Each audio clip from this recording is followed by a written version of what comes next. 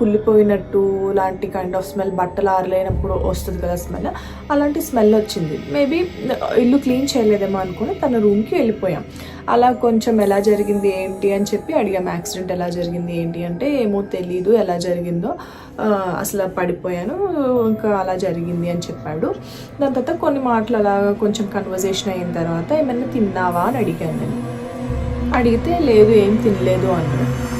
అదేంటి ఏం తినలేదు, ఏమైనా చేయించినా, ఫుడ్ ఏమైనా ప్రిపేర్ చేయించినా అంటే నవ్వుతూ ఎవరితో ఫుడ్ ప్రిపేర్ చేయిస్తావు ఏంటి, వీళ్ళ ఫుడ్ చేస్తే నువ్వే చేయాలి అని చెప్పేసి అన్నాడు.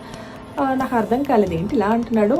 బికాస్ ఎవరో ఉన్నారు కదా ఇంట్లో, వాళ్ళకి ఎవరు లేరన్నట్టు మాట్లాడుతున్నాడు ఏంటి అని చెప్పేసి అన్నా. ఇంకా నా ఎందుకు లైట్ తీసుకొని సరే అయితే ఫ్రూట్స్ కట్ చేసి తీసుకొస్తా అని చెప్పి అన్నాను అనమాట. అని ఇలా లేచి కిచెన్ వైపు వెళ్తుంటే నా ఫ్రెండ్ కార్తిక్ అన్నాడు, నువ్వు కూర్చో నేను వెళ్ళి